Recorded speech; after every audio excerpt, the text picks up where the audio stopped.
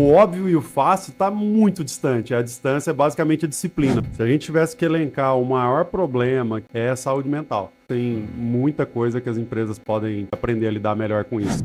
Olá, seja muito bem-vindo a mais um episódio do nosso podcast Empreendedor Estoico, um podcast onde a gente traz toda a força e resiliência de empreendedores de sucesso no Brasil em diversas áreas. E hoje eu tenho uma honra enorme de ter aqui comigo Túlio Ked. Túlio Ked foi do Google, depois ele fundou a Raccoon, que foi uma das maiores empresas de mídia de performance do Brasil, do mercado digital. Foi vendida para Media Monks, um grupo inglês de mídia, e hoje está aqui, vai compartilhar com a gente toda essa história, toda essa trajetória de sair do zero para uma das maiores empresas de mídia, Google, como é que ele conseguiu trazer resiliência estoica, força, disciplina, para você entender que com esses atributos, com virtudes, tudo é possível. Túlio, seja muito bem-vindo.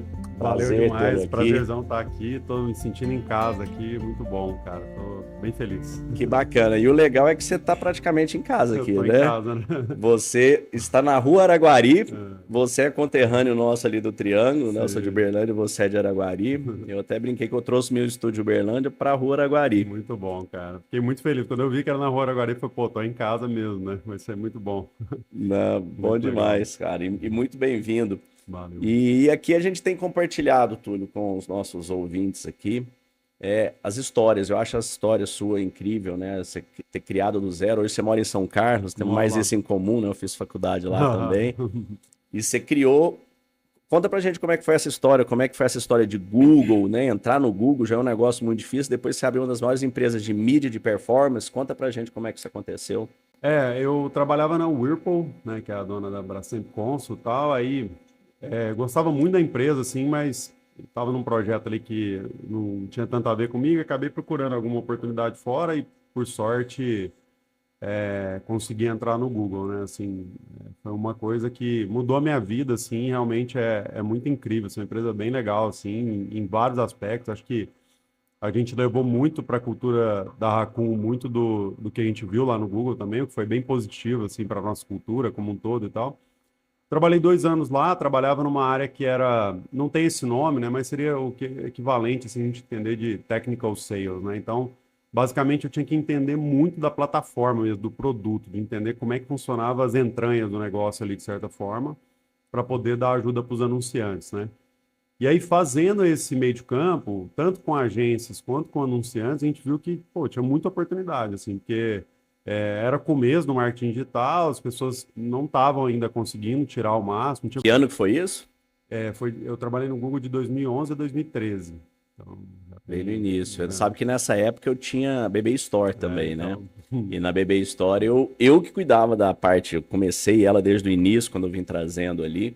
Eu tinha um site de loteria e ali eu que geria as campanhas. Então eu passei toda uma fase que eu não tinha Kindle ainda, né? Comprando livros americanos para entender sobre tags, sobre o Analytics bem no início.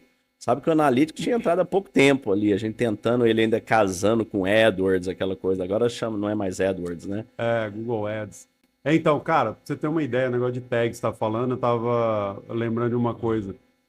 Quando eu tava trabalhando no Google ainda, quando eu tava saindo, a gente tava conversando, lógico, os anunciantes maiores já trabalhavam, mas muito anunciante, ele nem conseguia ver o valor da conversão ainda nas campanhas, assim. Você como se fosse um outdoor, né? Tipo assim, se falar isso hoje em dia, você fala, cara, não é possível que era assim e tal. E aí eu tava lá explicando pros anunciantes coisas nessa linha, assim, sabe? Então era bem no começo mesmo, assim, né?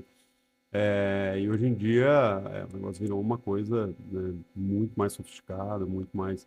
E com muito mais investimento das empresas também nisso, tanto na parte tecnológica, né, de conseguir fazer toda a parte de tagueamento e tudo mais, quanto na parte de investimento de mídia mesmo. Isso é interessante porque pra gente que é do mercado de tecnologia, isso aí vira um negócio óbvio e natural, né? Mas para muita gente que tá assistindo, escutando, não escuta, sabe que existe, mas não sabe exatamente como é que funciona, né? Então eu queria que você explicasse um pouco, contasse como é que qual que é o grande diferencial quando a gente traz, né, uma mídia, por exemplo, uma televisão ou você anunciar no outdoor ou numa rádio, para você anunciar dentro do Google, dentro do Facebook. Qual que é o grande diferencial para o cliente conseguir medir, né? Fala um pouco dessas tags. Eu acho que Esse é outro diferencial, né? Mas acho que como é que começa, né? Tem um livro que é muito famoso desse mercado, que é o Zero Moment of Truth, né? Que é o momento zero da verdade e tal, que traz um pouco dessa lógica que é muito legal, porque eu fiz administração de empresas, né? Então, lá na administração você fala, vou fazer marketing. Então, você tem que saber, qual que é seu público, que mídia que conversa com esse público, aí você faz o target a partir daquilo ali e tal, aí você define que, eu devia colocar um outdoor aqui, porque as pessoas que passam aqui são dessa região da cidade, não sei o que, coisa desse tipo, né? O Google quebra essa lógica completamente. Isso é muito louco, assim, né? A revolução que o Google é para o marketing, né? Que é, em vez de ficar tentando entender quem que pode se interessar por aquele produto, né? Você vai ver quem que procura por aquele produto. Ninguém está mais propenso a ouvir, ver e pesquisar, querer saber mais informação do que alguém que vai no Google e procura por aquilo, né? Sim. Então ele mudou completamente a lógica do marketing, né? No geral, assim, Nem existia o marketing digital nem ainda, né? existia, né? Eles praticamente criaram, né? Já tinha banner e Tinha tal, banner, já era né? grande, é uma indústria grande, mas eles mudaram, essa mudança deles Formato, né? foi absurda, assim, né? Então, acho que o Google entra com isso, né? E o Google tinha um pedaço que o Facebook depois conseguiu fazer a outra revolução, assim, e tal, de ser muito mais aprofundado nisso, né?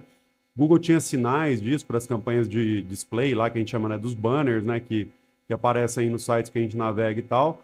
Mas o Facebook fez o quê? Eu acho que o Facebook se parece um pouco mais com o marketing um pouco mais tradicional, né? No sentido de que você vai mostrar uma coisa para alguém que talvez possa se interessar, né? O Google tirou, né? Vamos supor, um banner, uma coisa assim, a pessoa viu, você está pagando, você deu o display e pagou, né? O Google falou, não, você só vou te cobrar a hora que alguém clicar. Essa pessoa Isso, está muito mais propensa, né? O custo por clique. isso. Aí o Facebook meio que voltou, né? Falou, não, mostrei e pagou de novo, né? Acho que o passo anterior é mais importante ainda para o Google, que é o cara pesquisar, né? Tipo assim, tem um caso assim de qualquer serviço para casa, sabe? Pedreiro, ou, sei lá, gesseiro. Você só vai procurar isso se você estiver interessado. Assim, ninguém acorda um dia e fala, vou procurar gesseiro no Google. Sim. Não é só quando você está realmente. Esse é o Zero Moment of Truth, né? A ideia de eu realmente preciso daquilo e você já parte daquilo. No Facebook, não, ele parece mais com marketing tradicional, porque você está assistindo televisão, novela, sei lá, aparece um produto que te interessa. Você tem que começar do zero, você nem sabia que existia de certa É. forma e tal. Ou você sabe, mas enfim. Eu não tinha pensado nisso e tudo, né? Tipo Só que uma joia, uma roupa, alguma coisa isso, assim, você pode comprar por impulso, já um gesseiro, um serviço, é só se precisar, né? Então tem já essa muda diferenciação de a indústria. lógica, assim, né? E aí, o que que o Facebook traz de diferencial em cima disso é que, ao invés de ser, televisão, novela das 8, 9 e tal, o público é esse aqui. Não, cara, agora eu sei tudo desse público, né? Ele sabe a idade, o dispositivo que usa, que horas que navega, ele tem 1 milhão de informações muito mais completas, né? Para saber que tem muito mais sentido mostrar uma campanha dessa para mim do que para você, ou sei lá, né? Definir esse target muito mais assertivo. E, obviamente, ainda que tenha muita tecnologia por trás, a principal, no fim das contas, é, o aprendizado, né? Então, ele começa testando e fala, ó, eu acho que esse público aqui vai funcionar bem para sua campanha. Ó, tá dando errado, ele já sabe para onde, e tudo automático, né? Tudo com inteligência artificial e tal, né? Bacana. E como é que foi, assim, como é que você vê esse mercado, né? Que você pegou esses 10 anos de transformação saindo do Google e para a Raccoon? E, poxa, em 10 anos fazer uma empresa, né, 1.500 colaboradores, uma agência com 1.500 colaboradores, é uma coisa incrível, né? Como é que você conseguiu em 10 anos? O que foi o grande diferencial que vocês trouxeram aí que você traria para as pessoas? Eu acho que a principal diferença, desde o começo, assim, foi mudar o foco do tipo de profissional que a gente queria trabalhar, né? As agências que a gente concorreu durante todo o tempo de Raccoon, assim, eram basicamente empresas de comunicação puxando para o lado digital. É óbvio que existiam os digitais nativos também, o pessoal que começou, mas mesmo os digitais nativos, eles contratavam gente de publicidade, assim, mais perfil mais de comunicação, de criação e tudo mais. E a gente teve meio que uma sacada por conta da experiência no Google de que, cara, é muito mais número, análise, dados, tem muito mais a ver com quem gosta de. Eu uso esse exemplo para brincar, assim, né? Meu irmão fez publicidade, né? E ele falava que ele queria fazer publicidade porque ele nunca mais queria fazer uma conta na vida dele, assim, né? E aí é exatamente o tipo de perfil que não daria certo no marketing digital, assim, sabe? É pura métrica, é estatística, né? A gente é muito mais engenheiro em estatística no digital do que a criação que é importante, mas ela é só o start, depois é a análise, né? É, Métrica, né? na época lá era fundamental, assim, né? Cada dia que passa, hoje em dia, porque a concorrência começa a ficar muito mais complexa. E você tem. Quem toma decisão hoje é muito mais o Google e o Facebook do que as pessoas que estão gerindo ali, porque os sinais são eles que vão determinar. Então a gente está chegando num caminho agora, mais recente, nos últimos 2, 3 anos, onde o criativo volta a ter muita força. Até engraçado de ver isso, né? Olha que interessante, porque a inteligência artificial dá uma equalizada na parte de métrica e análise, né? Muito, muito.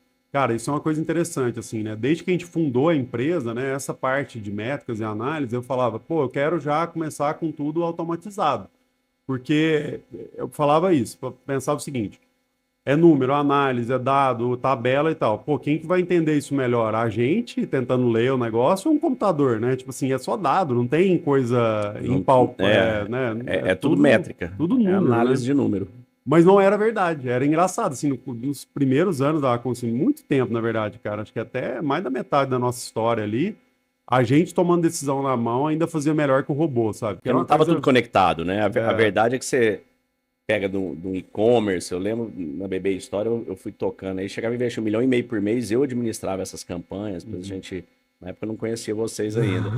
E então a gente pegava, você tinha que, de um lado você tinha estoque, do outro lado você tinha conversão, você tinha quebra de estoque, você tinha que uhum, analisar banner, conversão, chegando todo o funil ali, né? uhum, Então eu é, tinha um sistema de BI aqui, pelo Analytics, pelo Google você ia até aqui, então você tinha que uhum. quebrar. Hoje em dia isso é tudo unificado, E né? uma coisa que eu não sei se você sabe disso, mas assim, o que você fazia nessa época aí era você que fazia, assim, cara. Não tinha ninguém no mercado nesse nível de sofisticação, assim, pelo incrível que pareça, sabe?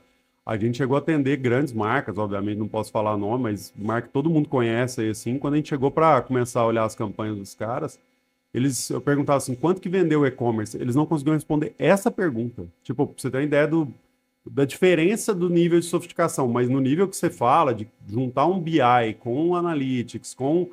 Era tipo assim, tinha 5 caras no Brasil fazendo desse nível, assim, sabe? Mesmo os grandes e-commerce É. não tinham nesse nível de sofisticação, né? Porque aí você fala, pô, mas por quê? Porque é um custo absurdo para você conseguir implementar essas coisas, principalmente em empresas muito grandes, né? Tipo assim, juntar 2 sistemas, aqueles É. legados mais antigos e tal, né? Eu lembro que nessa época eu fui fazer um curso de Tableau. Tô te falando o quê? 2012, 2013. Não Uhum, tinha, não se falava BI. Eu descobri esse uhum, Tableau pesquisando. Eu falei, putz, precisa aprender. Isso é fantástico pra gente integrar. uhum, E tava lá a galera falando. E o professor no dia ele falou: ó, por que que você tá aqui fazendo? Né? O cara falou: ah, quero levar isso pra empresa. Meu chefe pediu, o outro não sei o uhum, quê. Acho que meu diretor vai gostar disso aqui levar. E ele falou: e você? Eu falei: eu acho que meus investidores vão gostar, né? Então eu tava como CEO da empresa. uhum, Já tinha ali uns 400 colaboradores, devia faturar uhum, aí uns 10 milhões. Eu fui lá fazer curso de Tableau. uhum. Porque eu queria entender aquilo. Eu sempre fui obcecado com métricas, né? Acho que a tecnologia ela é sobre métricas. Mas me conta uma coisa. Aí você saiu do Google e iniciou já trazendo isso aí, né? Trazendo para Raccoon. Uhum, Aqui dentro do estoicismo, eu trago bastante a questão da calma da mente, uhum, né? Como que a gente, como empreendedores, como que a gente consegue superar. Eu tenho certeza que na hora que a gente vê, fala, poxa, foi lá, vendeu, as pessoas acham que é um caminho uhum, reto, né? Que é uma linha de uhum, subida, chega lá e pega a medalha.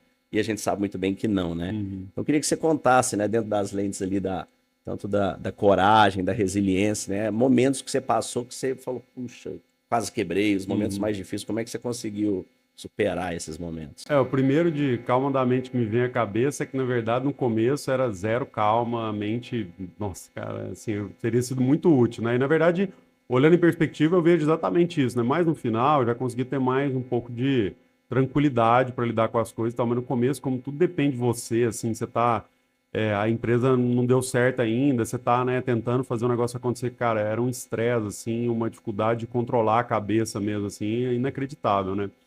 E à medida que o tempo foi passando, você começa, não, peraí, não preciso me desesperar com isso aqui vai acontecer e tal, você vai se acostumando um pouco mais. E é engraçado porque os momentos mais difíceis da Raccoon, assim, eu sempre falo isso, né? Porque quando eu conto as histórias, eu falo, conta aí. Às vezes alguém me pergunta, o que que deu errado e tal, né? E aí é engraçado porque assim, a gente trabalhava com grandes clientes, né? Quando você trabalha com uma empresa desse tipo, é diferente de, pô, teve algum problema, um competidor que entrou e mudou tudo, alguma coisa assim. Óbvio que aconteceram coisas nesse caminho. Por exemplo, a questão do avanço da inteligência artificial, que a cada dia vai impactar mais aí, mas já nos impactou ali, né? Mas, cara, perder um cliente grande era o fim do mundo, assim, sabe? É, Tipo, a gente chegou a perder um cliente que tinha, sei lá, 40, 50 pessoas alocadas na empresa. E você fala, cara, o que eu vou fazer amanhã, assim, sabe? Era uma folha desesperador, enorme, assim, né? né? E aí eu acho que tem que ter essa calma, essa tranquilidade, ter a cabeça no lugar. A própria entrada da pandemia, né? No começo, quando a gente olha a pandemia, assim, hoje, né? Você vê que, pô, foi ótimo pra gente, assim, né? É triste falar isso, mas pro negócio explodiu, assim, depois da Tecnologia foi pandemia. muito bom para todas É, as frentes, né? mas no começo foi um caos, porque a gente tinha uma boa parte da operação nossa de orçamento, assim, desculpa, Saúde. é, muito voltado para a loja física, levar tráfego para a loja física. Então, isso aí acabou, né? Do dia para noite, só, não tem mais loja física, acabou, não tem mais ninguém indo para a loja e tal. É, Então, do dia para noite a gente perdeu, assim, coisa de 2 semanas, sei lá, 20, 30% do investimento que as empresas faziam com a gente. E não foi imediato que eles falaram, tá, então tira disso aqui e coloca no online, sabe? Porque no começo era para salvar a vida da empresa, né? Era tira e para, tira, né? corta e para, né? Então o Para e para. faturamento deu aquele baque, Uhum. né? Aí foi um momento bem difícil também. Mas todas as vezes que a gente passou por isso, a gente perder grandes contas, cara, era um desespero, assim, sabe? Pensar que a gente estava podendo perder alguma conta importante, já era muitas noites sem dormir, assim, era bem complicado, assim, porque você tem uma responsabilidade muito grande com as pessoas que trabalham com você, né? Felizmente, ao longo da nossa história, a gente nunca precisou, tipo, por conta dessas perdas de contas grandes, demitir ninguém, assim, a gente sempre conseguiu de alguma forma realocar, perdeu um pedaço de margem em algum momento, tal, mas deu uma segurada, assim, né? Bacana. A gente tem ali dentro das lentes, a gente tem a dicotomia do controle, né? Então eu trago isso bastante para os empresários. A gente tem levado esse treinamento para as empresas. E quando a gente vai ver o que está no nosso controle, o que está fora do controle, né? Nós como empreendedores, tem muita gente que confunde e fala, mas isso aí deixa a pessoa meio mole, né? Porque o que está no nosso controle? Como a gente age, como a gente reage, né? O que está fora do nosso controle? Todo o resto. Política, economia, clima, câmbio, dólar. O que está fora do nosso controle? Política, economia, né? Fala esposa, marido, filho. Você tem influência. Saúde, você tem influência. Mas quando a gente foca no que a gente tem controle, né? Que são nossas ações e reações, o universo do que a gente tem controle, ele é infinito também. Uhum. Porque você tem sempre a oportunidade, a possibilidade de reagir, né? Você pega uma situação dessa de Covid. Covid veio para todo mundo. Você tem controle no Covid? Não. Você pode ficar na empresa, se vitimizar, foi difícil, você pode ir lá e encontrar uma oportunidade para virar aquilo ali, né? Uhum. Então essa cabeça, essa veia empreendedora, a liderança, ela tem que estar sempre atenta nessa possibilidade. Eu não tenho como mudar o que aconteceu fora. Tá dado.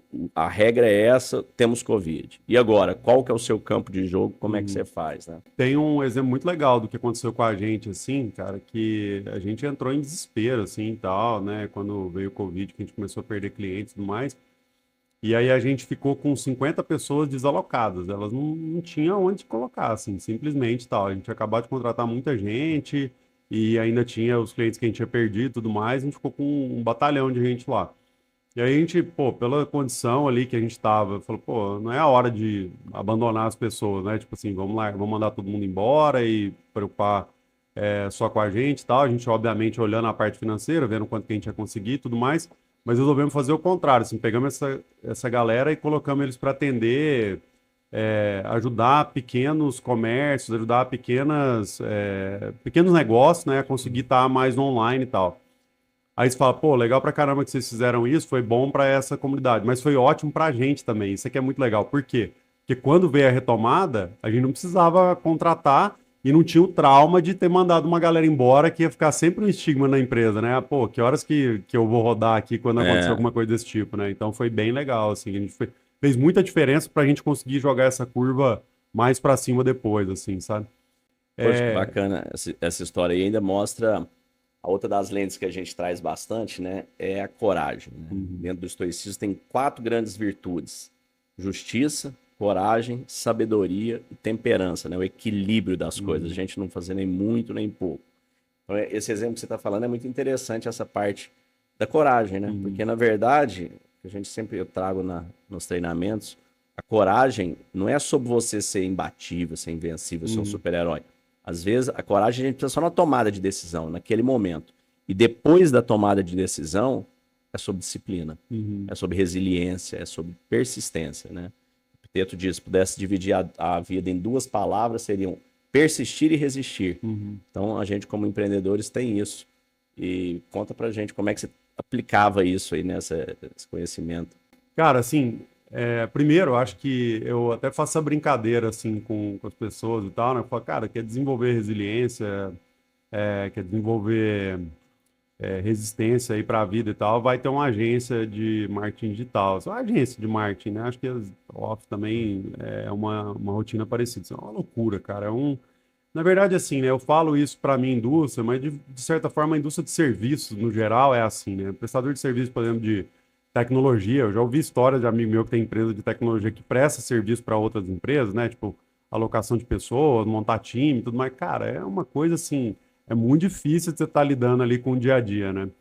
E vai desenvolvendo um monte de característica que te permite ter muito mais calma para lidar com tudo isso, assim, sabe? Por pior que seja a situação, você consegue dar uma respirada, olhar de novo o negócio com mais tranquilidade e mudar o curso de ação. E aí, só para voltar, porque acho que conecta as duas coisas também, você tinha falado muito questão de controle, né?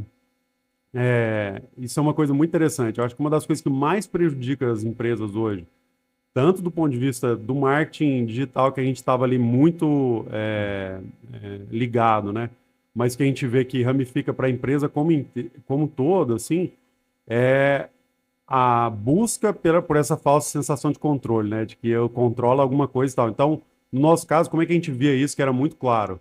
Era, pô, eu preciso de ter os relatórios com todos os dados, com todas as informações, e aí começa uma jornada para pedir cada vez mais relatório, mais dado, mais número, mais análise, mais não sei o que não vai mudar nada, sabe? Eu ficava brincando até assim de falar assim, às vezes chegava algumas análises ou uns pedidos dos clientes assim, que eram umas coisas tipo, cara, Tem que olhar. exato, não, eu falava assim, eu falava pro meu time, eu falava assim, cara, de uma maneira mais polida, né? Tenta falar mais ou menos isso aqui pro cara, assim, fala assim o seguinte, cara, se a gente chegar nesse relatório e ele der que, é 10 vezes isso aqui, o que vai mudar na sua ação se você tiver essa informação? Porque a maioria não muda nada.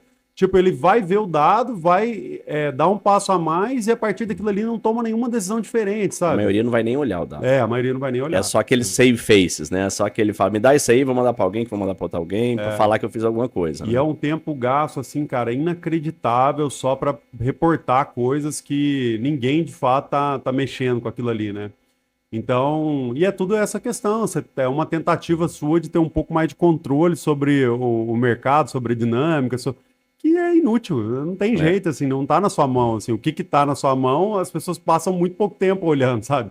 E essa mudança de foco pode dar muito resultado, assim, para tanto no marketing digital como para as empresas como um todo, né? O que eu tenho trazido, que eu percebo bastante, que a gente traz, é que as pessoas confundem muitas vezes. Hoje nós somos impactados por um volume de informação infinito. Né? Isso. Olha na época dos nossos pais, eles lá, seus em Araguari, os meus ali em Uberlândia. Pega nossos avós, volta um pouco lá atrás, né? O que eles sabiam do mundo? Uma coisa ou outra que lia no jornal, que acontecia na vizinhança, né? Na hora que a gente vai voltando mais às vilas, não tinha nem telefone, nada. Era limitado aquilo ali, circunscrito aquilo ali. Depois veio, né, rádio, televisão, internet, conectou o mundo todo. Hoje nós estamos 100% conectados, qualquer coisa que você falar aqui, você tem potencial de ser ouvido por todas as pessoas no planeta instantaneamente. Mas você também tem o potencial de escutar todas elas falando de volta para você. Então a informação ela é infinita. É inteligência artificial, cada hora é uma coisa nova. E esse volume de informação tem trazido muita ansiedade para as pessoas. As pessoas tentam reagir a esse volume de informação, igual se você estiver no mar. Você entrou ali, vem a onda, você vê aquela onda enorme, você tenta parar ela ali, mas você não vai parar, ela vai te atropelar.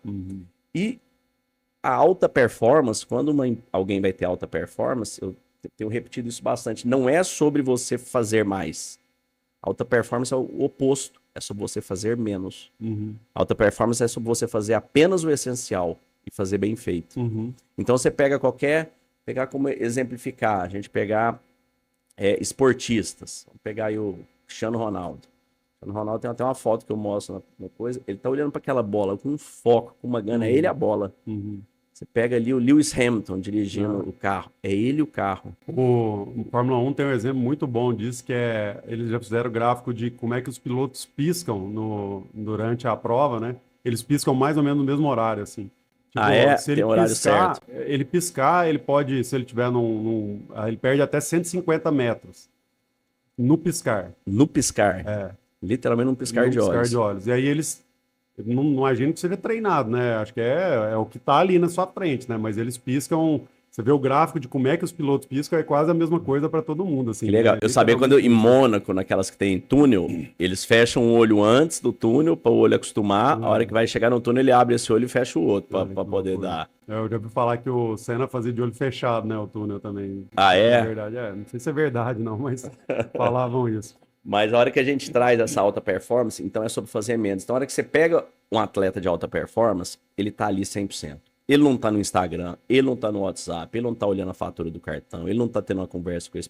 Ele tá ali, no momento. Então, quando a gente começa a entender que se a gente quiser ter alta performance no nosso trabalho, que o trabalho desse esportista é aquele esporte que ele faz. Ele pratica aquilo horas por dia e compete algumas horas por semana. Nós praticamos aquilo pelo menos 8 horas por dia. Então, quando a gente começa a entender que a nossa alta performance, ela não é sobre mais relatórios, sobre mais... Cara, esse tanto de relatórios você precisa, no final das contas, é 2, 3 números ali. Não adianta vir com muita poesia. Se você tá com uma mídia ali, ela não tá tendo clique, meu amigo, troca a mídia. Ponto, é isso aí que tá rolando, né? Então, hoje, como que você tem feito, né? Eu sei que você saiu, vendeu a empresa, mas como é que você conseguiu trazer esse foco, né, para a sua equipe, dentro para 1.500 pessoas? Como é que era isso? Eu fico refletindo muito sobre isso. Eu fiz administração de empresas, né? Eu brinco assim, cara, eu adorei, ao contrário das pessoas que geralmente têm a administração de empresas como a falta de opção, né? Tipo assim, quando decidi, acho que não era tão claro para mim assim, mas eu amei fazer administração de empresa. Foi uma coisa muito boa na minha vida de ter ido para esse caminho e tal. E aí, apesar disso, assim, né, parece meio, tô falando esse disclaimer para falar essa frase, né, que a administração de empresa é a ciência do óbvio.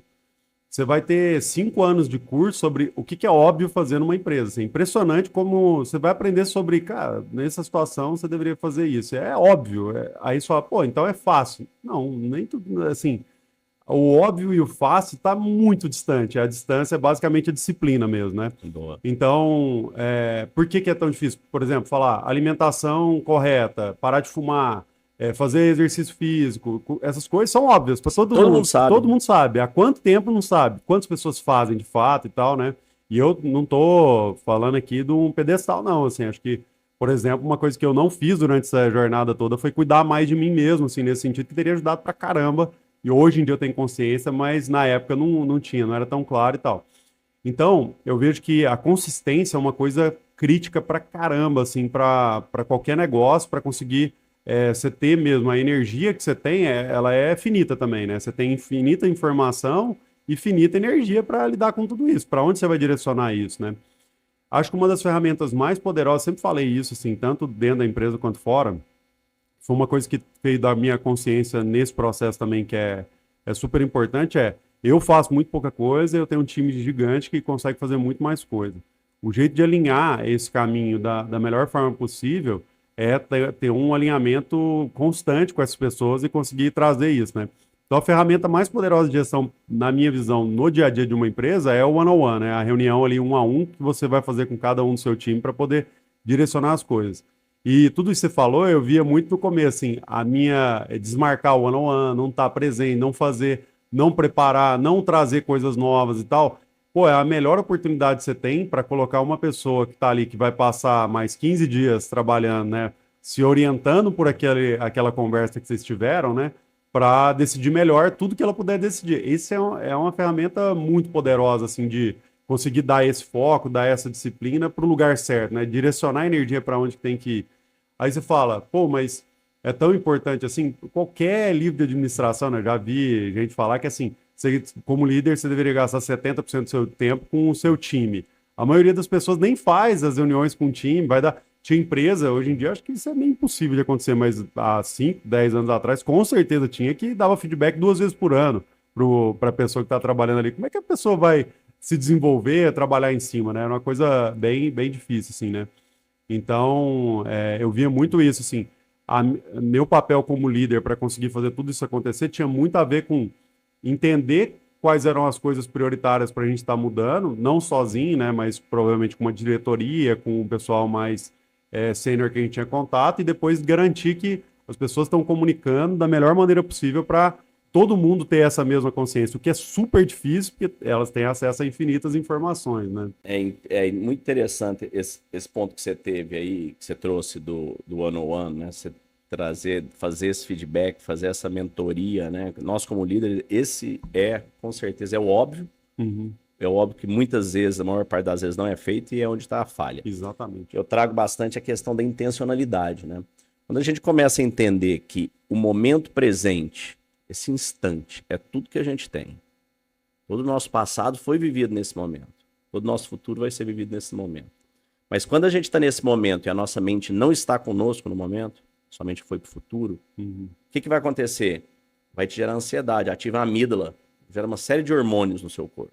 A mente está no futuro, gera medo. Então toda essa parte primitiva da mente, ela começa a ativar hormônio. Esses hormônios vão fazendo você travar, você não se movimenta. É tanta coisa que você fica escaneando. Antigamente isso servia para você fugir dos animais e tudo. Hoje em dia você não vai fugir de um DRE negativo. Não tem o que você fazer. Uma conversa difícil com a esposa, vai fazer o quê? Então, quando você começa a olhar aquilo ali, você fala, cara, não, vem pro presente. O que eu tenho na minha frente? Qual que é o problema que eu tenho? Dentro tem uma frase do Marcos Aurelius que é: o obstáculo é o caminho. Então, quando você está caminhando, tem uma pedra na sua frente, cara, esse é o caminho. Você tem algumas alternativas, você vai ter que desviar dessa pedra, você vai ter que dar a volta, você vai ter que arrumar alguma forma de tirar essa pedra, encontrar a oportunidade de tirar essa pedra. Você vai ter que entender que esse é o caminho. E quando a gente começa a entender isso e trazer essa intencionalidade para o time, né? Você pega os militares. Qual que é a grande diferença dos militares para os executivos, para as empresas? Nas empresas, o pessoal chama de colega. Falou, meu colega lá, meu colega de trabalho. Nos militares, eles chamam de irmãos em armas, brother in arms. Por que um consegue ter essa liga e o outro não consegue?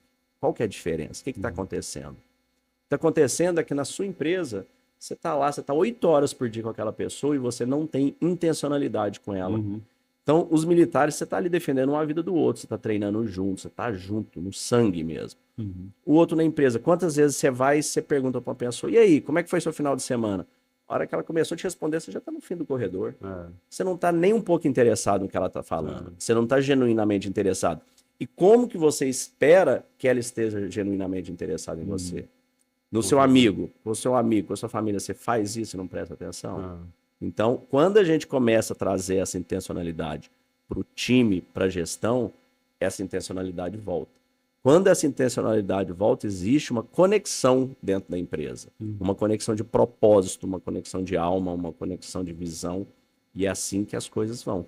Então, eu me conecto muito com o que você está falando, assim, né? Eu acho que se a gente fosse falar qual que é o segredo do nosso sucesso, o que deu certo ali e tal, como é que a gente conseguiu funcionar tão bem, sempre foi muito sobre a relação que a gente teve com todas as pessoas que estavam ao nosso redor e, em especial, as pessoas mais próximas da gente em termos, né, dos diretores, sócios, enfim. E sempre foi uma relação, assim, cara, de confiança total mesmo, assim, né? A gente não acreditava que existe um ser humano que vem trabalhar e outro ser humano que tem a vida pessoal dele, né? Se as coisas estão ruins da vida pessoal, vai ser um tempo que você vai ter que contar menos com aquela pessoa, ajudar com o que você puder e tudo mais, mas depois você vai poder contar mais com essa pessoa. É sempre um equilíbrio que acontece ali, né?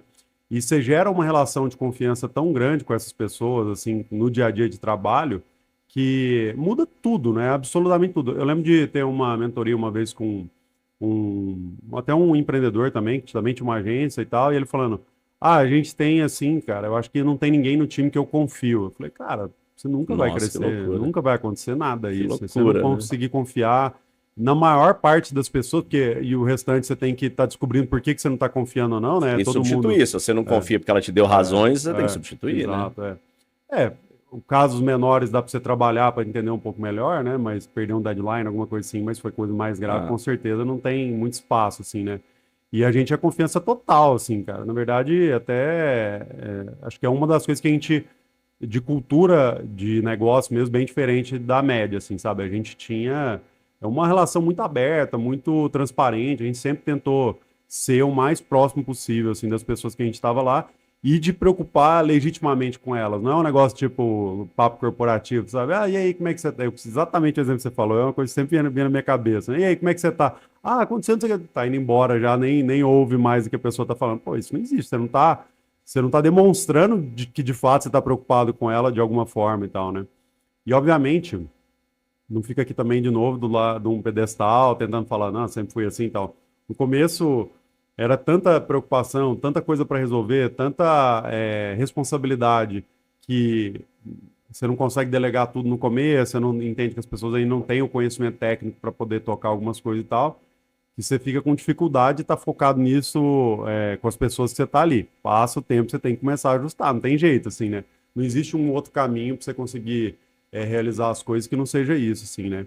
Tem uma outra coisa interessante nesse sentido que a gente fala, né? Que esse é um mantra que eu carrego comigo, assim, que é você como líder tem que fazer tudo que, de certa forma, só você consegue fazer, né? Então, assim, qualquer tarefa que alguém consiga fazer tão bem ou melhor do que você, de alguma forma você tem que pensar em delegar. Ah, mas aí eu vou entupir as pessoas de trabalho. Não, você tem que ter essa sensibilidade também de saber que você também está delegando demais, eventualmente, o que só você pode fazer, porque seu time está lotado de coisa também, né? Mas, de fato, ter essa visão, assim, de focar naquilo que é crucial, né? Se você não tiver tempo para fazer isso, a agenda te engole, né? Assim, é muito comum, A né? verdade é que nós, como líderes, a gente tem que delegar basicamente tudo. Você Isso. tem que conseguir. Se você estiver apto a delegar 100% das coisas que você faz, você é um líder excepcional. Uhum, Até porque em algum momento, vários momentos você como líder, você vai ter que estar pensando em estratégia, uhum, em longo prazo, uhum. tempo de pensamento, Isso, estudando, isso, aprendendo, porque ali na liderança você moveu um pouquinho o azimuth ali, o ângulo, vai definir o navio todo. isso. Então muitos líderes têm dificuldade, né, nesse momento de ir fazendo essa liderança, fazer essa, delegar isso aí, né? No Google eu tive uma apresentação lá de um dos diretores mais senior e tal, falando sobre liderança. Eu não consigo dar crédito, eu acho maravilhosa a visão dele, assim, mas eu não lembro o nome e tudo mais e nunca encontrei, assim. Mas ele falava uma coisa que a partir daquele momento eu segui para mim, assim, da visão da liderança, né? Que é muito você enxergar o caminho, assim, falar, pô, é para cá que a gente vai, né? Olhar para frente, ter essa capacidade de saber qual que seria o melhor caminho para a gente estar seguindo, né? Inspirar as pessoas para seguir nesse caminho, né? E remover as barreiras que vão aparecer no caminho delas para elas poderem trilhar esse caminho, né? Então, assim, isso para mim é uma visão muito completa de liderança, assim, porque você, por um lado, você não pode ficar só removendo barreira, porque uma hora ou outra você tem que rever o caminho, né? Não é mais para cá que a gente tem que ir, é para lá e tal, e é o tipo de coisa que só o líder vai conseguir ter essa sensibilidade para fazer. Por outro, se ninguém está inspirado, não se conecta, não está, né? É muito difícil também, né? Então, e a maioria das pessoas também, em vez de ficar removendo barreira das pessoas que trabalham, fica criando barreira, né? Que é uma coisa muito triste, assim, né? Atrapalhando a gestão, né? Eu tenho uma história que eu acho muito bacana, que teve um terremoto em Portugal, 1700 e alguma coisa, era o rei Dom José, e destruiu Lisboa inteira nessa época, e o rei entrou em pânico, né? Na hora que ele olhou aquilo, ele falou, e agora, o que eu faço? E ele tinha esse Marquês de Alorta, que ajudava ele nessas tomadas estratégicas, que estava na administração, falou, e agora, o que a gente faz? Está tudo destruído. E o Marquês sintetizou com 3 únicas ações. Falou, fechar os portos, enterrar os mortos e cuidar dos vivos. Então, o que é fechar os portos? Cara, encerra aquele problema que você teve. Senão você vai ser atacado pela concorrência, Uhum, você vai continuar perdendo dinheiro, então diminui seu custo, fecha aquele projeto, conquista outro cliente, fecha ali, senão você vai continuar vulnerável. enterrar os mortos. Cara, perdeu, encerrou, passa pra lá, para de chorar em cima disso, vida que segue, vamos pra próxima, aprende com isso e cuida dos vivos. Olha todo o resto que tá funcionando. Olha tudo que tá funcionando e cuida disso aí. Então é engraçado, eu sempre nas minhas empresas, na minha vida, se eu escutei há muito tempo, eu tento, olha, qualquer problema, olhar assim, o que é as 3 coisas que eu posso fazer? Passa para a próxima, encerra isso aí e vamos cuidar do que está funcionando. Tem uma história da minha família bem interessante, assim, acho que um bisavô meu, não sei, que tinha um galpão na empresa lá que pegou fogo, né?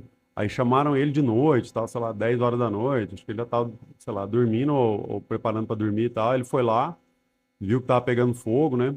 Aí viu que também estavam apagando, tava tentando fazer e tal, tal. Deu pouco tempo assim, ele falou: "Ah, pessoal, eu vou dormir e tal".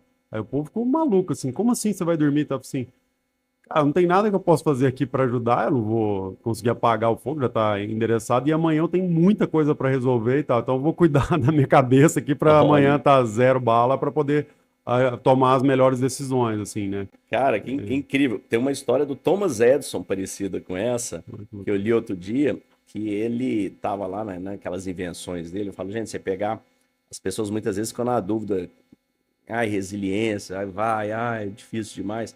Cara, o cara tentou mais de 1000 vezes inventar a lâmpada. É. Imagina, e é se tentar filamento por filamento, imagina o tempo disso. E pegou fogo, igualzinho do seu avô, pegou fogo no laboratório dele, destruindo tudo, aquele fogo, aquele tanto de químico que tinha, aquele fogo enorme. O que que ele fez? Ele falou, gente, acorda minha família, meus filhos, minha esposa, traz eles aqui, porque eles nunca vão ver um fogo tão bonito igual esse. Caraca. E ele ficou assistindo queimar o negócio tudo, falou, bom, e amanhã embora que tem que recomeçar, vamos reconstruir tudo de novo, do zero. É muito difícil ter essa calma, assim, nessa. Mas. E uma coisa que é Essa legal calma que. estoica. Exato, exato. E é uma coisa que eu acho que te ajuda a criar essa calma, que é uma coisa muito fácil, um exercício muito fácil, todo mundo pode fazer assim, pensa em todas as situações que eram de vida ou morte, assim, né? Coisas, nossa, que é gigantesco, isso aqui e tal, da sua vida, assim, né? Cara, um negócio que aconteceu um ano atrás, você já nem lembra mais, né? Então, toda hora você está diante de um negócio e fala, nossa, isso aqui é o... Meu Deus, mudou tudo na minha vida e agora... Aí, um ano você nem lembra mais, assim, né? Você não... Muda completamente, assim, né? O peso que teve aquilo ali para você e tal. Então, é só para pensar que em algum momento da vida você vai estar também há um ano depois daquilo, né? Não, não é tão grande assim, né? Nada é tão grande. É E outra difícil. reflexão que a gente faz dentro do estoicismo, que é a lente 2 da humildade, é do memento mori. É exatamente essa reflexão, mas ela é sobre que você vai morrer. Em algum desses momentos você vai realmente morrer. Uhum. Então tem até ali atrás, você já viu o meu quadro do memento mori? Olha ele ali, ó. Esse quadro aqui do memento mori, ó, ele tem 80 linhas e 52 bolinhas. Cada bolinha é uma semana. Então, toda semana eu vou colorir nessa bolinha aqui, ó, para ver quanto tempo que eu já passei. Então, cada bloco desse, ó, uma criança de 10 anos, 20, 30, 40, 50, 60, 70, 80. A gente nasce para dar em torno de 80 voltinhas em torno do Sol. Às vezes você tem bônus, tem gente que tem 20 anos de bônus, vai para 100, 100 e poucos. Mas é isso, a média é essa. Então, a hora que você olha, você começa a valorizar o momento que você tem e você começa a entender que, cara, a gente tem que ser mais leve na vida. A gente tem que entender que as coisas são impermanentes, tudo passa, tudo vai passar, inclusive nós vamos passar. Uhum. Se você pegar no mundo, é como se você pegar 100 anos atrás. Eram outras pessoas que estavam aqui nesse planeta, outros animais, outras plantas, muda tudo. É como se um navio desembarcasse e entrasse. E eu tive essa vivência na minha vida do memento mori quando eu tive Covid, que eu fiquei uma semana na UTI, com 90% do meu pulmão tomado. E quando eu voltei disso, sem sequela, graças a Deus, eu estava num momento muito difícil. Ao invés de eu estar apenas com gratidão, né, que a gente traz ali na lente 1, eu estava com depressão. Eu não conseguia me conectar. Eu comecei a olhar que tudo que eu tinha feito não tinha sentido nenhum. Porque em vista da morte, a gente começa a valorizar a vida. Em vista da morte, a gente começa a valorizar o que faz sentido e o que não faz. Então, nos nossos dias, muitas vezes a gente fica nessa angústia, nessa ansiedade, nesse medo. Toda hora acontece uma coisinha, a gente, pum, e o que eu comecei a perceber? Tem um exercício estoico, que é muito legal, que chama Premeditatio Malorum. Esse exercício, eu achava que ele trazia ansiedade. Depois eu fui descobrir que ele não, que ele tira a ansiedade, um exercício de 2.300 anos. E eu vou te explicar por quê. Eu fui descobrir isso aí quando eu mergulhei na neurociência. Nós temos dentro da nossa cabeça duas partes do cérebro importantes ali, a amígdala e o córtex pré-frontal. A amígdala é responsável pelos hormônios da fuga, do pânico, do medo, né? Você viu o animal, você nem desce o sangue para a perna, você já corre. O córtex é sobre a organização. E eles trabalham alternados. O córtex liga, a amígdala desliga. Como se fosse um relé. Ele vai e volta. E o que acontece? Quando a nossa mente começa a escanear o futuro, ela ativa isso. Quando se organiza, você vê que você não tem mais medo, você não tem nada que você não está enxergando ali, ela desativa e vai para o córtex. E esse exercício que os estoicos faziam de premeditatio, né? Antecipar o mal, é um exercício que você faz o seguinte: você pega uma situação que você pega duas colunas, o que você tem controle e o que você não tem controle. E você vai anotar. Então eu tenho medo de perder aquele cliente que é 50% do meu faturamento. Então vamos lá, o que você pode fazer?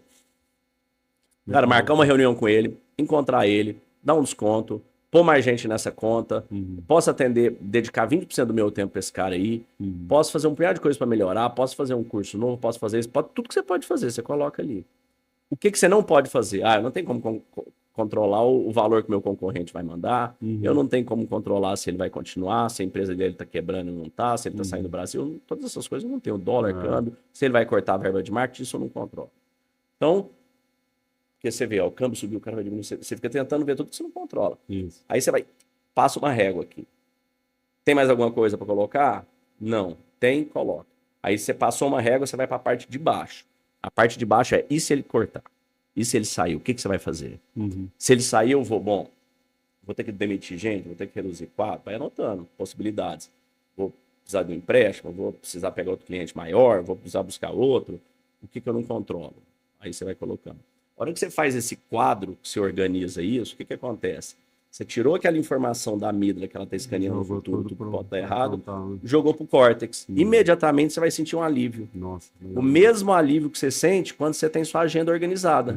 Imagina que eu te falasse hoje, dá seu telefone aí, ele está confiscado, siga o resto da semana sem olhar a sua agenda. Né? Você falou, como é que eu vou fazer isso? E a mesma coisa. E olha que interessante. Antes da neurociência, um exercício de 2.300 anos.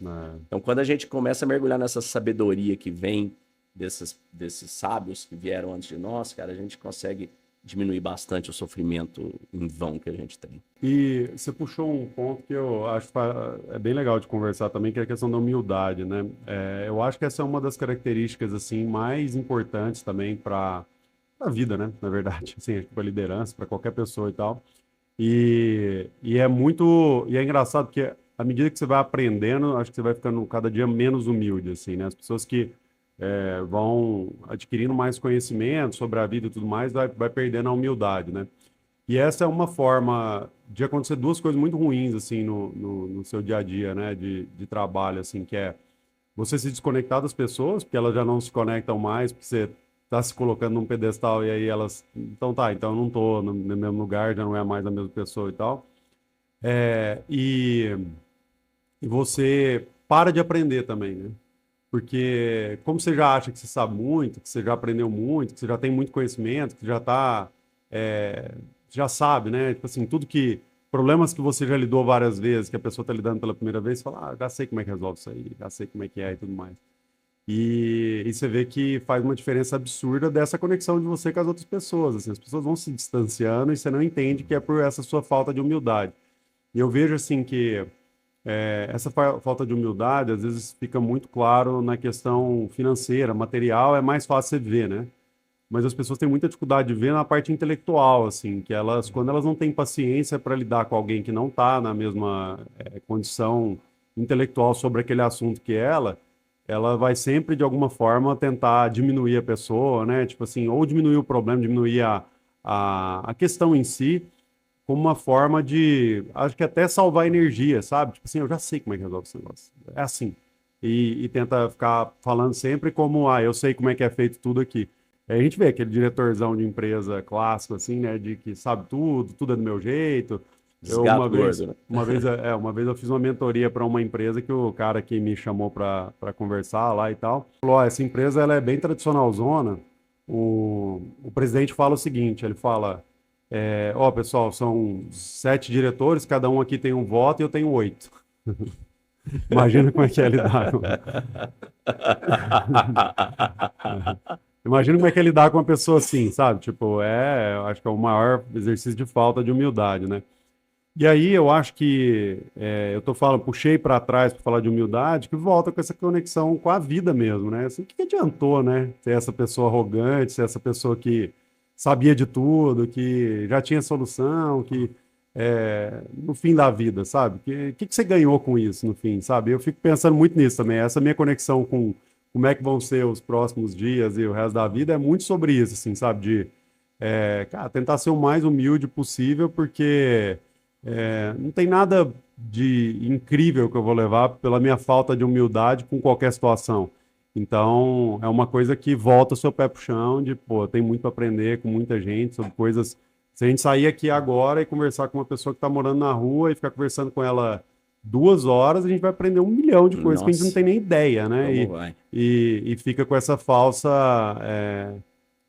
esses enganos, essa tentativa de controle, né, que a gente tem na cabeça de achar que você sabe alguma coisa, de que você entende alguma coisa e tal, né? Tem uma historinha muito interessante que um cara imerso nos seus pensamentos, olhando ali na beira de um lago, na beira do mar ali, olhando e pensando, e tinha um outro lá que ele viu aquele cara que ele pensava, tentando decifrar todos os segredos. E esse cara pegou, o outro lá, ele pegou e pegou uma colherzinha, foi lá no mar, pegou, voltou no buraquinho, foi lá, pegou a colherzinha, voltou e ficou indo. E esse cara pensando, começou a ver, ele falou, o que esse cara tá fazendo? Chegou lá e falou, o que você tá fazendo? Ele falou, eu tô transferindo o mar para cá, tô esvaziando ele, vou colocar ele aqui nesse buraquinho aqui. Você tá louco, isso não faz o menor sentido, como você acha que você vai conseguir fazer isso? Ué, eu pelo menos tenho uma colherzinha, você tá tentando descobrir os pensamentos, o conhecimento do universo, nem uma colherzinha você tem para isso. É exatamente isso, cara. A gente É, entender que a gente não sabe nada, né? é, Tem outra que já é meio tem a frase famosa de Sócrates, né? Que ele fala, né? Só sei que nada sei, né? Quanto um cara mais inteligente que viveu até aquele tempo, entender que por mais que você aprenda, por mais que você saiba, você não sabe nada, você só entende o quanto que você sabe tão pouco, né? E aí tem a piada em cima disso, que o menino chegou no pai, falou, pai, o Sócrates vi na escola que ele é aquele grande filósofo, né? Que falou, só sei que nada sei. Ele falou, meu filho, foi ele mesmo. Ele falou, mas como é que ele sabia que não sabia nada? Ele falou, com certeza a esposa dele falou para ele. não, mas eu vejo muito isso, sim, porque eu acho que a vida ela é muito rápida, muito efêmera, né? E a gente pode tentar se enganar o quanto que for, mas tudo passa assim no fim, né? E aí é muito fácil criar esse muro da falta de humildade como uma tentativa de se proteger. Cara, todo mundo que levantou muro alto aí na história se ferrou, assim, de alguma forma, né? Então, você se protege por um tempo, daqui a pouco o que vai vir vai ser muito pior, né, cara? Parece que você só tá aumentando o tamanho da onda que vai passar por cima de você, assim, né? E Exato. não vale a pena, cara, assim, é uma coisa que dificulta muito, assim, né? Você tratar as pessoas mais inteligentes que eu conheci eram as mais humildes, assim, e elas, tanto no sentido de estar aberto para aprender, quanto no estar aberto para ensinar. Esse é até um valor da nossa empresa, assim, a gente escrevia lá e seguia muito isso, a risca, assim, né, que aqui, não lembro a frase exatamente, mas quem está aqui tem que estar disposto a aprender e ensinar. Se você não estiver disposto a fazer essas duas coisas, cara, você está no lugar errado, assim, né? Porque vai chegar gente nova que você precisa treinar, que rapidamente pode estar muito melhor do que você em tudo que você está passando, e todo mundo que está aqui há mais tempo tem alguma coisa para te ensinar, né? Se você não entende essas duas coisas rápido, cara, você tem muito a perder, assim, né? Muito legal, cara. Essa parte de valores aqui na lente do Sumon né? Dentro do estoicismo, eles sempre se questionavam muito, né, sobre o que é a vida, o que vale a vida, qual que é a razão da nossa existência, por que estamos vivos, né? E o que é felicidade, como que você conquista a felicidade. E dentro do estoicismo tem uma frase muito bonita do Epiteto, ele fala, felicidade é um verbo, quer dizer, ela não é um substantivo. E ele diz, é o ato persistente e contínuo de atos de valor. Uhum. Você é feliz a cada momento. E você conquista a felicidade quando você faz atos de valor, ela vem como subproduto. Quando você busca felicidade diretamente, você não encontra ela. Você encontra momentos de alegria muito rápidos. Momentos de alegria que você compra alguma coisa, faz uma viagem. São uma dopaminazinha ali sendo injetada no cérebro e aquilo ali some. Ninguém fica muito feliz com um carro por muito tempo, com uma bolsa, com nada.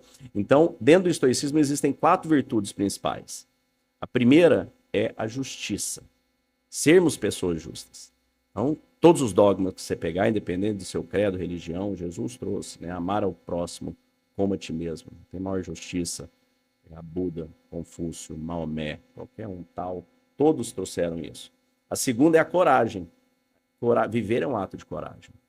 Então, a gente acordar, trabalhar, enfrentar as dificuldades, fazer o que tem que ser feito, buscar conhecimento, tudo é um ato de coragem. A vida, a gente precisa de coragem para se movimentar. É sabedoria. Então, a sabedoria é a constante busca pelo conhecimento. Ela vem da humildade de saber que nada sabemos e nunca saberemos o suficiente. Você tem que aprender todos os dias. Todos os dias você está um pouco melhor. E, por fim, a quarta é a temperança. Temperança é como se fosse um equilíbrio. Imagina um tempero. Você não pode pôr muito sal nem pouco, é o tanto exato.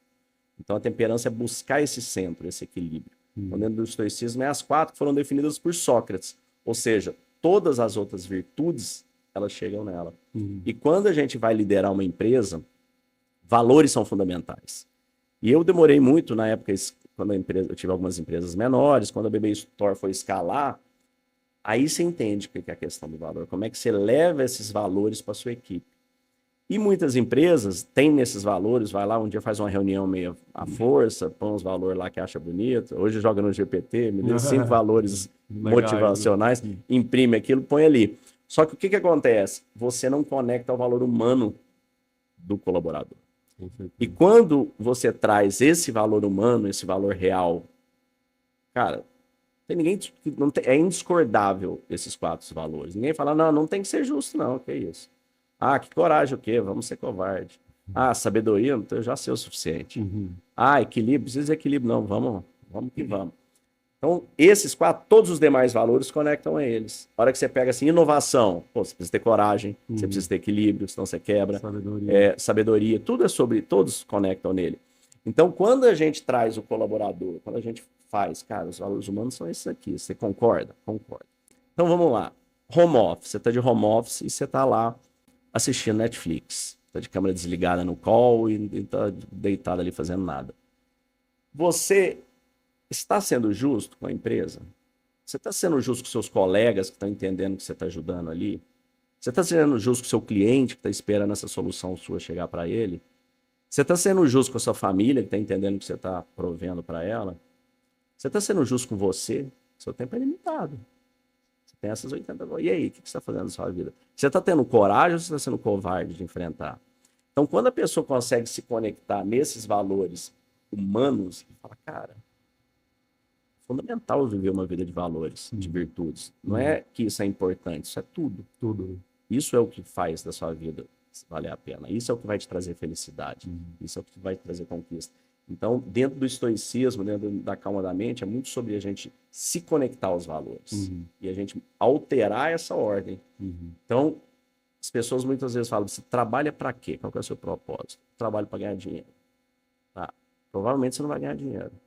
Vai ganhar por tempo, depois não vai mais, porque você vai cansado disso que você está fazendo, não vai muito tempo. Eu acho Agora, que se é servir alguém e como servir muito bem, você vai ganhar dinheiro. Então, quando a gente altera essa ordem, se altera completamente o resultado. tem uma coisa que você já deve ter visto muito de amigos seus também que já passaram por isso, ou de gente do mercado que você tem contato e tal, que é quem trabalha por dinheiro, dinheiro, dinheiro, aí ganha dinheiro, aí acaba a vida da pessoa. Murcha, Né? Isso acontece, entra em depressão.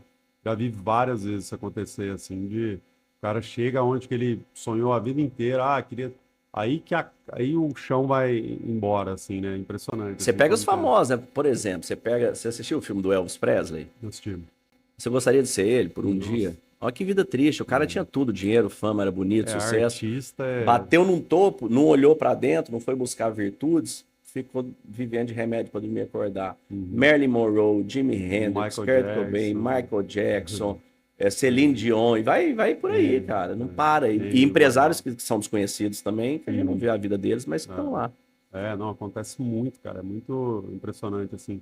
Eu concordo com tudo que você colocou, assim, cara. Acho que E acho que o que é difícil, porque tem muita gente que pode estar ouvindo esse tipo de coisa aqui, em outros contextos, outros lugares, e sempre dá um jeito de se esquivar dessas verdades, no fim das contas, né?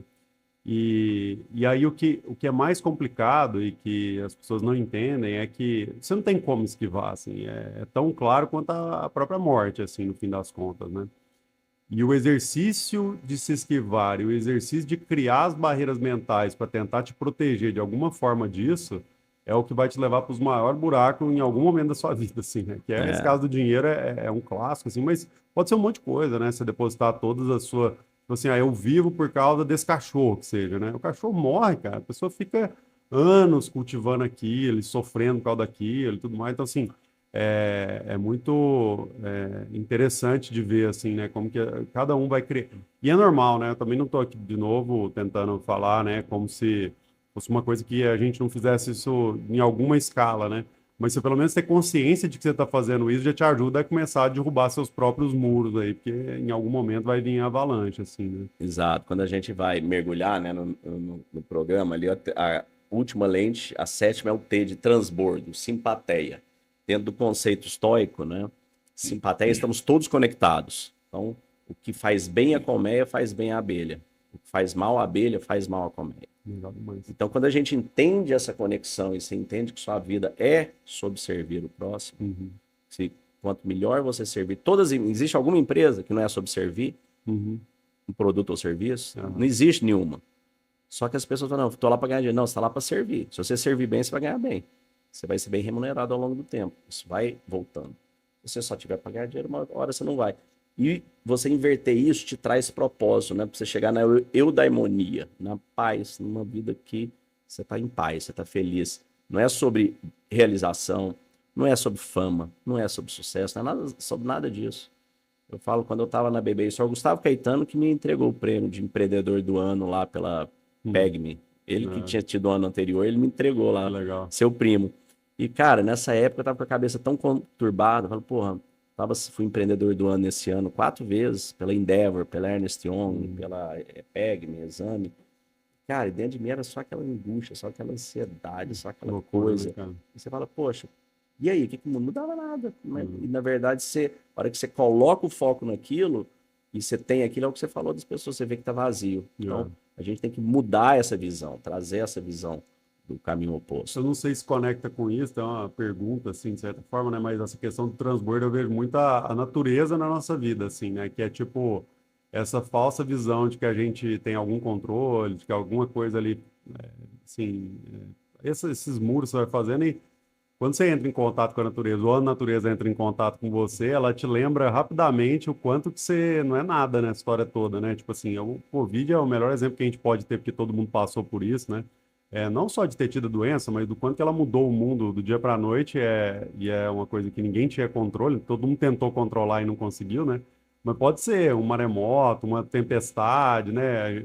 Assim, nós estamos aqui e é sorte, no fim das contas, assim, né, Cara, cara? Se a natureza vier contra você, cara, não tem nada que você vai conseguir fazer contra ela, assim, né? Que é muito maior do que você em todas as dimensões, assim, né? a hora que você pega isso e você entende, você fala, cara, a hora que você está num momento difícil e você olha e fala, e aí? Vai passar, isso aí vai passar, você vai passar. É, Não leva tão a sério. é, E ao mesmo tempo, seja sério. isso. Valorize. Mas Então, não leve naquele extremo. Tem uma palavra que eu gosto muito, tem no inglês, ela não tem no português essa palavra, que é sobre o surrender. uhum, O surrender é sobre você aceitar o que é. uhum, Mas não é sobre você desistir de nada. aham, É você fala, eu não tenho controle. Tá dado. Cara, pega umas coisas, uma doença. Você tem a doença? Tem. Então aceita que você tem ela. uhum, A partir dessa aceitação, aí você vai buscar força e luta para vencer. uhum, Mas não tente. Eu tô. Não, você tem, ponto, final. uhum, Quebrou a empresa? Quebrou, pum. Perdeu o emprego? Perdeu, pum. Perdeu o relacionamento? Aceita. uhum. Aceita, né? Tem aquela, mais no popular, né? Aceita que dói menos. Mas é isso, aceita. Aceitou, vai lutar para mudar, para virar, para fazer o que você precisar fazer. Mas É, aceita o que tá dado, tá dado. cara. Eu acho que ultimamente, no último ano, um caminho parecido assim com o seu, mas eu me conectei muito com o budismo, assim, que conversa Tem muito, tudo a né? ver. Eu falo, o budismo, o estoicismo é um budismo, eu li essa frase, é um budismo com atitude. É. E a questão da impermanência, assim, né, cara? Tipo, eu comecei a refletir, né? A, a sociedade hoje em dia fala, até hoje, fala muito do Hitler, né? Tipo, a pior pessoa que a gente já ouviu falar aí na nossa história, assim, que mais volta e tal, por motivos que fazem sentido, não tô criticando isso, assim, né? Mas você pega caras ao longo da história, já teve, sei lá, uns 4 ou 5 que matou mais gente do que ele, né? O Teve povo não sabe nem o nome, né? Stalin, Mao Tse-tung, não O sei o Stalin quê. sabe, mas tem uns 3 ou 4 ali que o povo, né, nem sabe o Um nome, dia né? eu vi na internet, não, no Instagram, eu adoro aqueles gráficos. Já viu que mostra tipo um predinho, aí mostra um prédião e vai Aham, fazendo as proporções? aham. Aí era exatamente sobre isso aí. Então. E aí você fala assim, cara, esses caras já foram o Hitler de algum momento, né? Tipo assim, era o mais sanguinário, nem fazendo o mal, mais desgraçado e tal. Esses caras vão ser esquecidos, todo mundo vai ser esquecido, cara. Todo Não mundo adianta vai ser nada, velho. esquecido. Aí você fica, tipo, tentando brigar pra. Pô, eu tenho que ser o cara fodão, que vai ser reconhecido por isso aqui, que meu nome vai ser. Eu fico vendo muito esporte, eu gosto muito de esporte, assim e tal, né? Eu fico vendo o a declaração toda hora aparece uma desse tipo e tal, né? Isso aqui é o que faz o cara entrar para a eternidade do basquete. Não, velho, não tem eternidade do Não tem basquete, cara. eternidade. O Basquete, como Will é Chamberlain. basquete, existe tem 30 anos, né? Exato. Tem o Hancock, que ele é um arqueólogo. Eu acho que chama Grandes Templos. Cara, você procurar na Netflix, você sai mudando os nomes. Agora é Uhum, confuso, cada hora ele põe um nome diferente.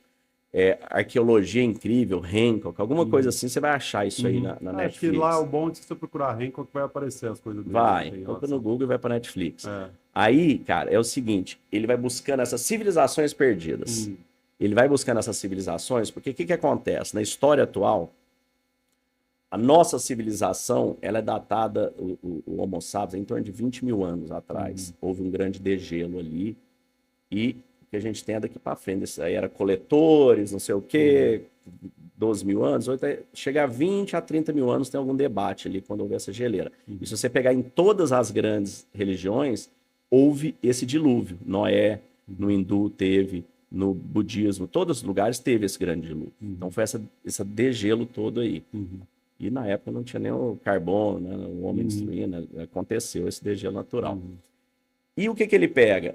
Então, as civilizações inteligentes, né, mais organizadas, o que é datado é de 7, 8 mil anos por aí. E ele começa a contestar, ele vai em 9, 12 lugares do mundo, e ele começa a pegar pirâmides submersas embaixo da água, embaixo da terra. Cara, que com uma tecnologia, um negócio que ele fala, cara, é muito superior às que existe hoje. Apontada para a estrela de Centauro, quando a estrela de Centauro, não sei das quantas, um punhado de detalhe lá que ele vai mostrando a geografia daquilo. uhum. Atlanta, civilizações muito mais modernas que hoje. Pode já ter existido internet há 30, 40, 50, 100 mil anos Que atrás. loucura, né, cara? Pode já ter existido tudo, outra civilização igual essa. Uhum. Porque basicamente, se vier um meteoro aí, bum, isso que, É. que o Elon Musk quer escapar, e Uhum. vai vir em algum Uhum. momento, ele não sabe Com qual, certeza. vai destruir tudo, Uhum. vira pó. Uhum.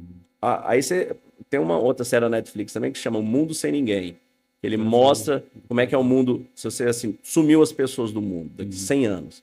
Cara, os prédios começam a cair, Uhum. porque não tem manutenção, não tem estrutura. Pega daqui 300 anos, é tudo pó. Você pega uma cidade igual São Paulo, vira pó, as árvores vêm, tomam tudo. Não se fala, como é Dá que pra ver some? lá em Chernobyl, né? Muito doido, Exato, né? Chernobyl tá tudo tomado por tudo árvore, tá tomado. muito louco. Cara, mas muito incrível é a história. Eu queria que você compartilhasse com a gente vai chegando aqui mais para o fim.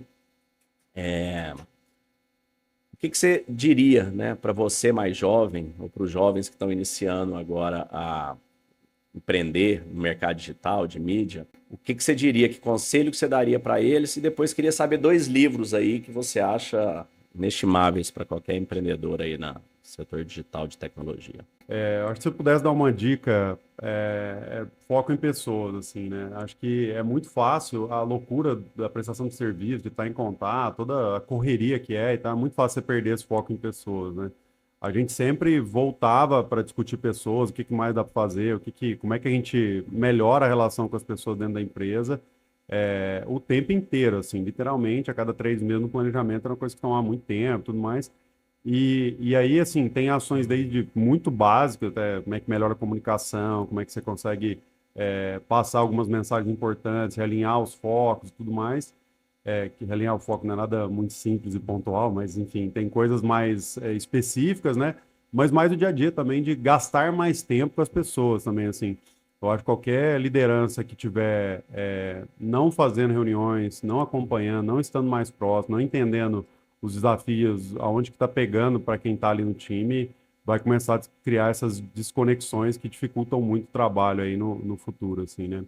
Eu acho que são as duas coisas mais, são as coisas mais relevantes, assim, né? Que eu mais vejo, assim, para melhorar a gestão e que normalmente em empresas do nosso setor e no setor de serviços em geral é negligenciado pra caramba, assim, as pessoas esquecem as pessoas rapidinho, né? Porque o cliente é sempre mais importante, o projeto é mais importante, a grana é mais importante. E tem um cara que eu gosto muito, assim, que é um dos gurus, assim, de certa forma, não se chama disso, mas eu lido como um guru, que é o Simon Sinek, que ele fala, né? Cuide das pessoas, porque quando os números estiverem ruins, eles não vão te ajudar em nada, assim, né? Então, é essa Exatamente. Eu galera que vai gosto te muito dele ajudando. também. Ele é muito bom. E com relação a livros, acho que um que me ajudou demais foi A Arte do Começo, do Guy Kawasaki. Agora ele tem um 2.0 e eu não li o mais novo, mas acho que os ajustes são principalmente porque ele falava muito assim, que vai começar uma empresa, tem que criar uma comunidade, um grupo e tal, só que ele escreveu isso antes, o Facebook talvez estivesse começando, não tinha nada do que tem hoje, assim, Instagram e tudo mais, então ele deve ter dado uma adaptada dessa parte que era mais contemporânea, assim, né? Mas o restante de lógica de negócio, por que fazer um negócio, aonde que tem que estar a sua cabeça, até coisa de nome, como é que você faz uma apresentação, o que que você faz, é muito legal, assim, é uma base muito boa para qualquer um que estiver começando a pensar nisso, assim, sabe? Bacana, quero ler esse livro. E o outro, acho que não tem como fugir, assim, que acho que eu falo que o capitalismo moderno das startups que a gente vê, acho que é muito embasado em dois livros, assim, mas acho que um é mais genérico, assim, que pode ajudar principalmente no começo, que é a Startup Enxuta, né, que não tem jeito de Sim, não ler esse livro, né? Eric É, Rice. e o outro é o Predictable Revenue, né? Acho que a receita previsível, né? Acho que Muito bom também. todo esforço de comercial que tem hoje, assim, de qualquer empresa, principalmente B2B, né? Veio desses caras aí, né? Então, Ele é acho que é muito a bom fundação, né? e ele é muito bom, Predictable Revenue. Já participei de algumas empresas implantando ele. O título parece que é mais fácil que é, né? Porque esse É, tal do predictable e do final, na hora que você vai para essa máquina de vendas, ou dificuldade de prever aquilo prever, ali, né? né? É. Mas as métricas são muito boas, né?